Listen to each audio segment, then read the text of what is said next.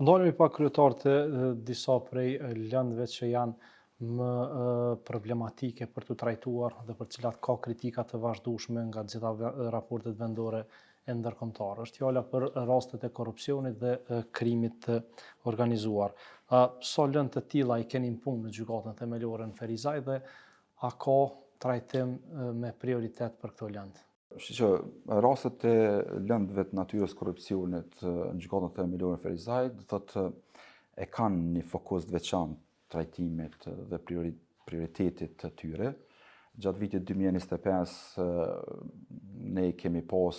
në punë apo në trajtim 23 lëndë natyrës së tillë, jo të nivelit të lartë, por prapse janë kategorizuar në natyrën e lëndëve të korrupsionit. Prej tyre 15 janë të përfunduara, ndërsa kemi mbyll vitin 2025 me 8 lëndë të papërfunduara të kësaj natyre, mirë po nga dhënat e fundit që kam marrë, do thotë gjatë periudhës janar-shkurt janë përfunduar edhe 4 lëndë të kësaj natyre, pra në pritje janë vetëm edhe 4 lëndë të natyrës së korrupsionit, gjë që të gjitha këto lëndë janë në procedurë, do thotë duke u trajtuar nga ana e gjyqtarëve. Secili gjyqtar, do thotë i Departamentit për krime të rënda, do thotë e ka në fokus prioritetin e trajtimit të këtyre lëndëve. Kështu që cilat janë sfidat në trajtimin e këtyre lëndëve, meqenëse se ka ankesa? Nuk isha me specifiku një ndonjë Shumë për këtyre rasteve kryetar po rrëzohen qoftë edhe në fazat të hershme, sepse kritikat janë që ka probleme në mënyrën se si janë zhvilluar hetimet nga prokuroria dhe hetuesia dhe në këto lëndë kryesisht zhvillohet hetim administrativ e jo shumë hetim penal për çka dhe ata akuzat po i bën jo shumë të kompletuara. Këto kanë qenë edhe kritikat e ndërsjella në raport me prokurorinë nga ana e gjyqtarëve, po në të njëjtën kohë edhe prokurorët vazhdojnë të ankohen që gjykata po lyp shumë më shumë se sa që duhet me u provu në këto raste, në krahasim me rastet e tjera që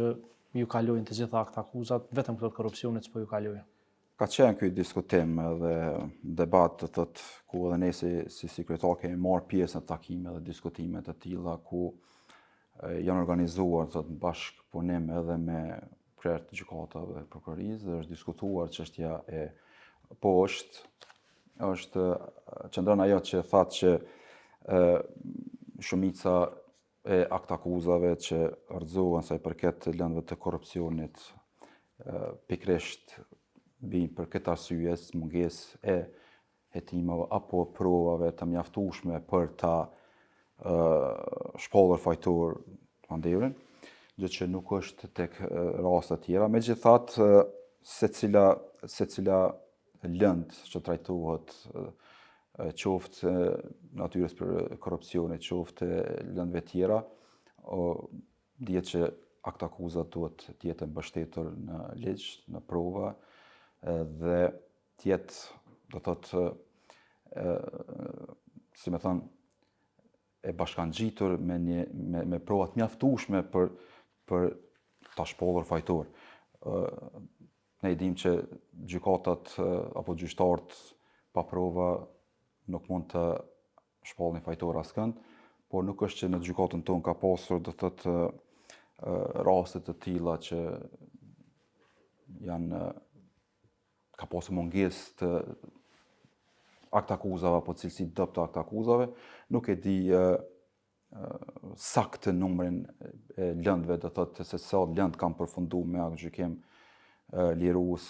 po e di që shumica e këtyre lëndëve janë me aktgjykim dënues.